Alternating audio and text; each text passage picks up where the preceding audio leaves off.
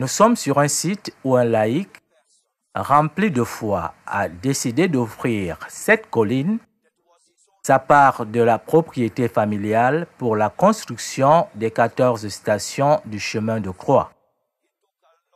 Ce fidèle a consacré beaucoup de son temps au cours des années 1980 et 1990, soit 15 années à la réalisation de ce projet.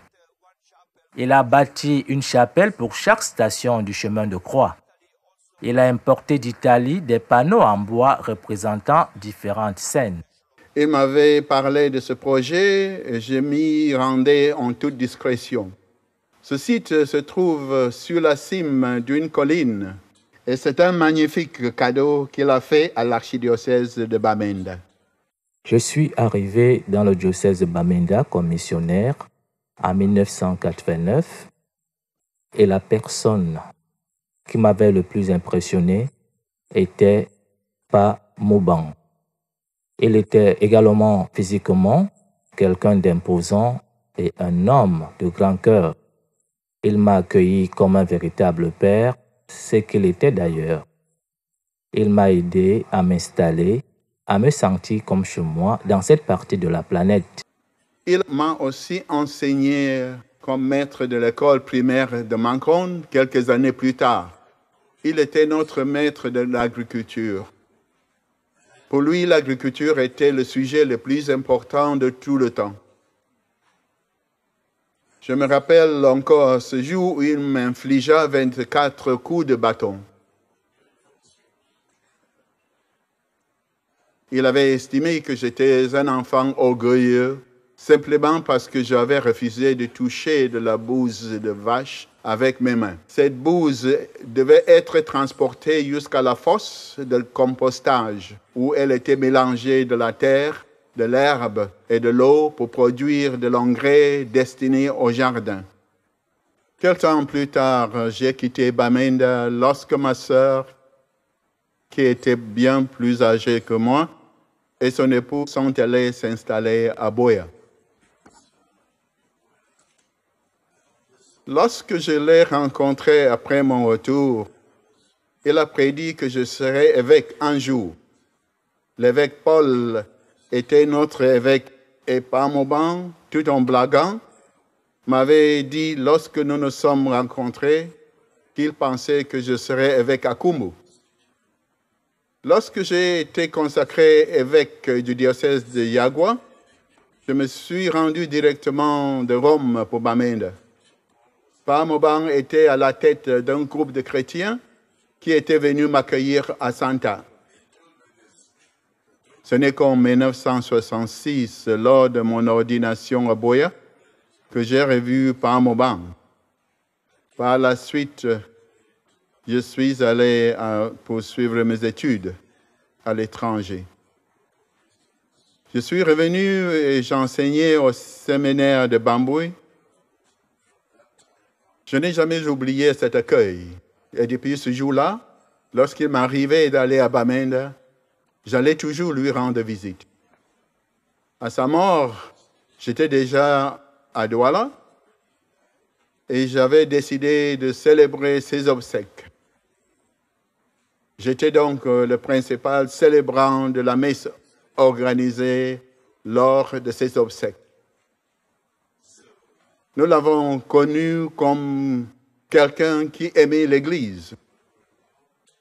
Et c'est pourquoi il repose à un endroit spécial près de la cathédrale, au lieu où seuls les prêtres sont enterrés. Cela démontre toute l'estime que l'Église avait pour lui.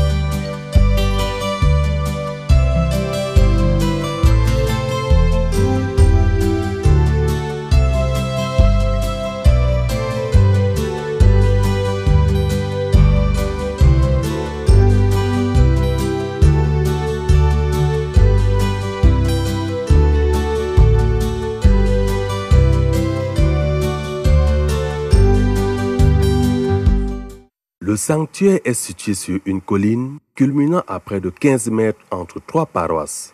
À partir de cette altitude, on a une vue magnifique de la ville de Bamenda. Monsieur Mouban a construit ce sanctuaire tout seul. Il a fait établir le plan, a fait venir le matériel de construction et a personnellement supervisé au quotidien les travaux de construction. On raconte qu'il se rendait sur le site des travaux chaque matin, accompagné des ouvriers et repartait le soir. C'était un homme très pieux et connu pour sa générosité envers Dieu et l'église de l'archidiocèse de Bamenda.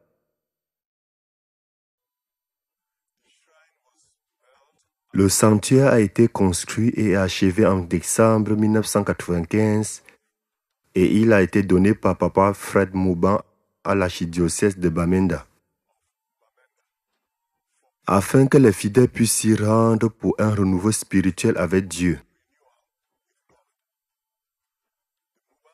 La famille Mouban a également construit cette chapelle afin que les fidèles, après avoir parcouru les 14 stations du chemin de croix, s'arrêtent pour célébrer l'Eucharistie dans cette chapelle si un prêtre est présent.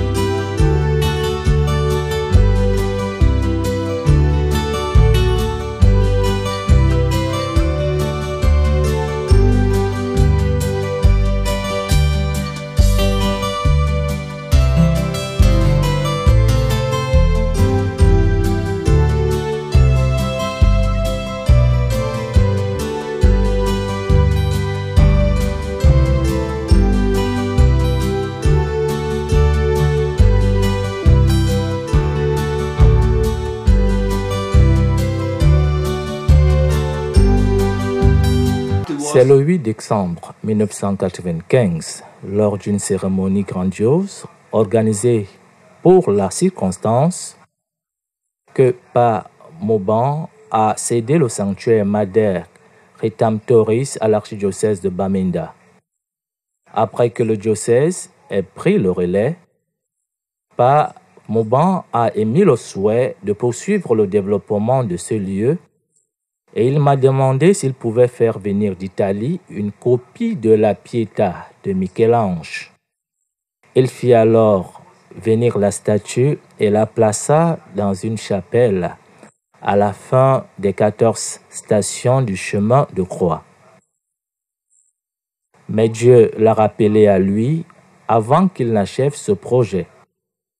La statue a donc été emballée et gardée en attendant le moment approprié pour l'ériger. Le papa l'a donné comme cadeau à l'archidiocèse. Je suis convaincu que cela a dû leur coûter beaucoup d'argent. Les statues sont de taille humaine.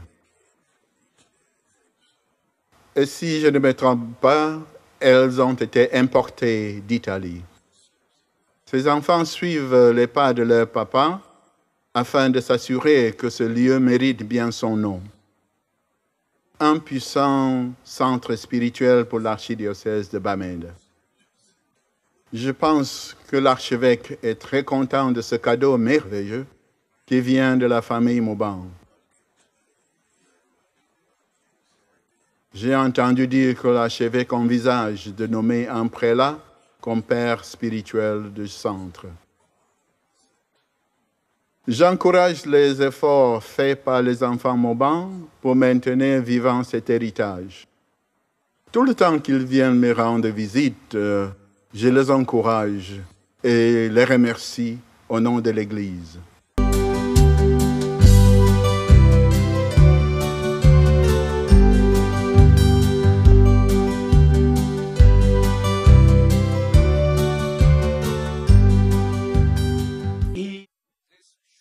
Ce sanctuaire est dédié à Notre-Dame, Mère du Rédempteur.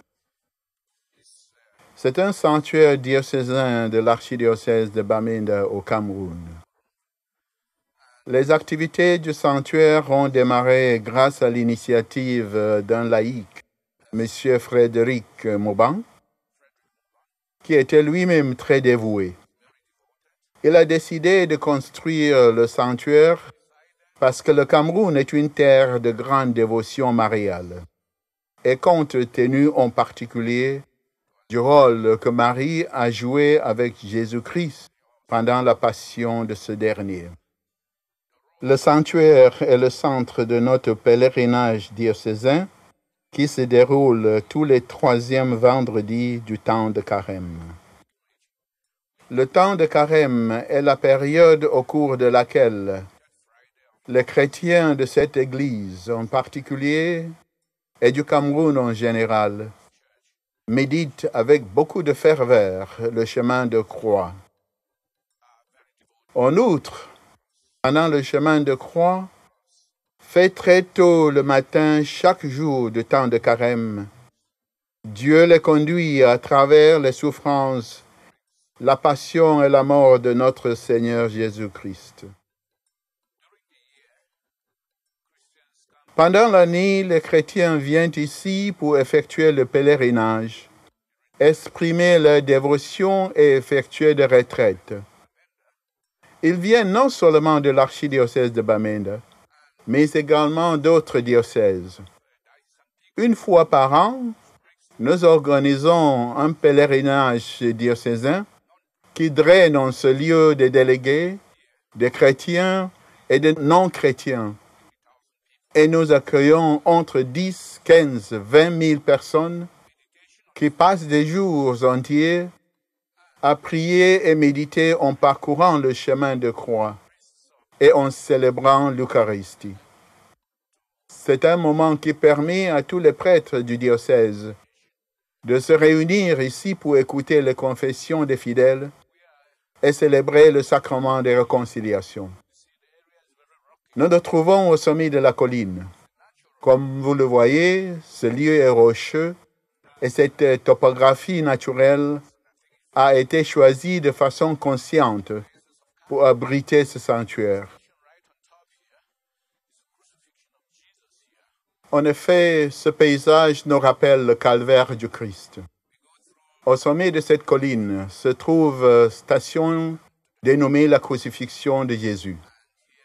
À mesure que nous montons la colline, nous parcourons les différentes stations du chemin de croix et nous arrivons au sommet de la colline. Et ici se trouve la 12e station où Jésus est crucifié avec les deux voleurs. Celui qui s'est repenti et l'autre qui a conspué le Christ. Et avec Marie au pied de la croix. Cette scène nous invite tous à la pénitence et à la reconversion. D'ici, vous pouvez apercevoir le centre-ville. L'ensemble de la ville de Bamenda s'étend au pied de cette colline et cela nous rappelle Jérusalem. À partir d'ici, les chrétiens sont très inspirés et lorsqu'ils arrivent ici en priant, ils sentent qu'ils sont au lieu du calvaire.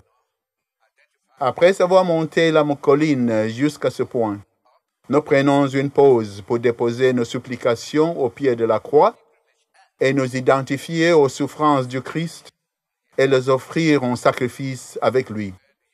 C'est pourquoi ce pèlerinage s'achève avec la célébration de l'Eucharistie. Ici, vous avez l'autel où l'Eucharistie est célébrée. En outre, tous les pèlerins, 10 à 20 000 personnes, et le nombre augmente chaque année, tous sont rassemblés ici. La journée entière est consacrée à la prière, à la pénitence et à la conversion. Les prêtres sont présents et disponibles pour tous les fidèles. Ces prêtres écoutent les confessions des fidèles et les réconcilient avec le Seigneur. Les pèlerins repartent réconciliés les uns avec les autres. C'est généralement une journée spirituelle très intense dans la vie de notre Église.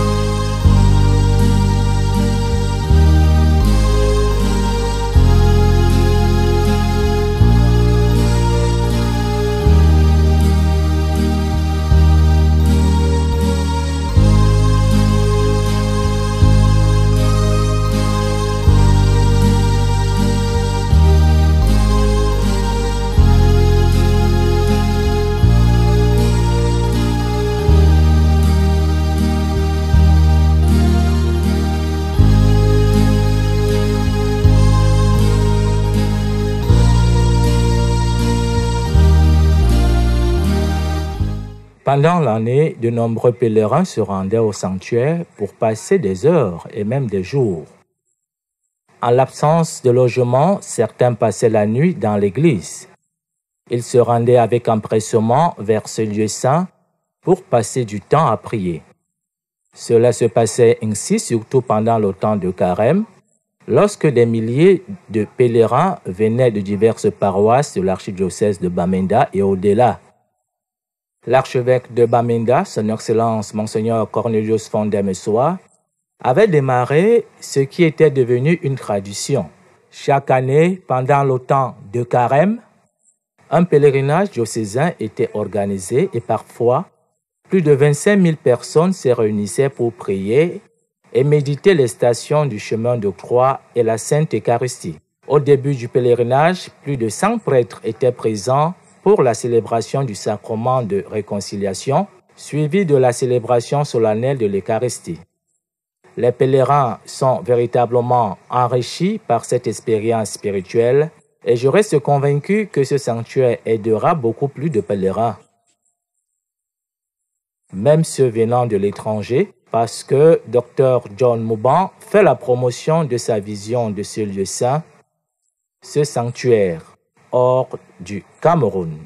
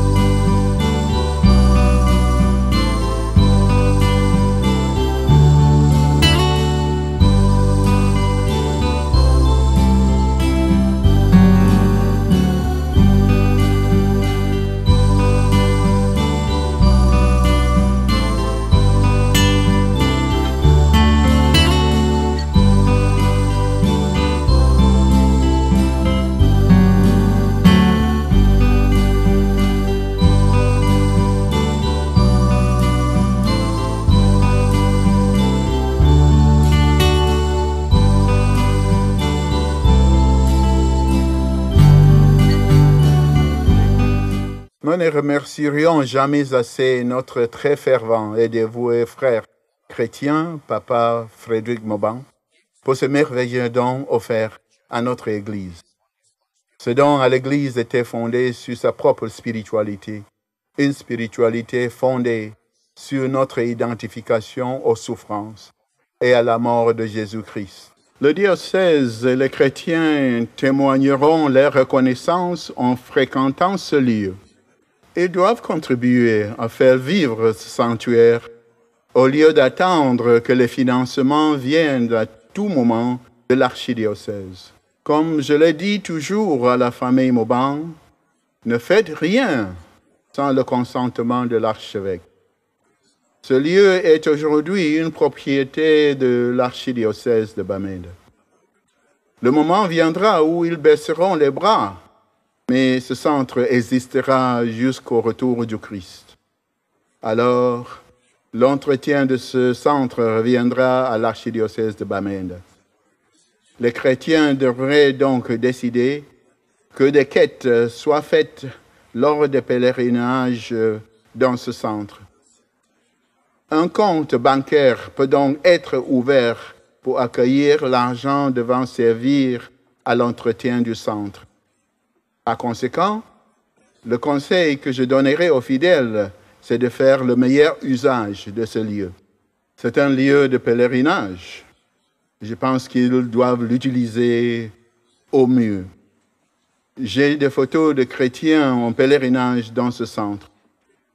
Lorsque vous y êtes, vous avez l'impression d'être déjà au paradis. Vous êtes loin de tout bruit. Comme le Christ, vous pouvez prier dans le silence. Christ avait l'habitude de s'éloigner dans la montagne pour prier. Il se retirait de la foule et montait sur la colline, accompagné de ses apôtres, juste pour prier. La montagne vous donne un élan spirituel particulier. Donc, je pense que le meilleur signe de gratitude sera d'utiliser ce centre spirituel. Son successeur, Dr John Mouban, a pris ce projet à cœur. Il a pensé qu'il lui revenait de faire vivre le projet de son père. Ainsi, il décida d'agrandir le sanctuaire. Il a donc financé tout seul la construction d'une belle église à la fin des 14 stations du chemin de croix, afin que les fidèles puissent, après le pèlerinage, s'arrêter dans cette église pour prier et célébrer l'Eucharistie et vénérer cette belle statue de la Pietà de Michel-Ange. Dr John Mouban est un homme d'esprit ouvert et au grand cœur. Il souhaite que ce sanctuaire fasse partie de la vie de plusieurs pèlerins.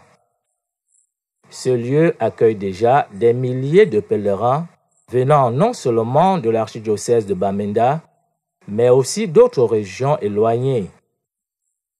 Ils y viennent pour passer des heures et parfois même des jours.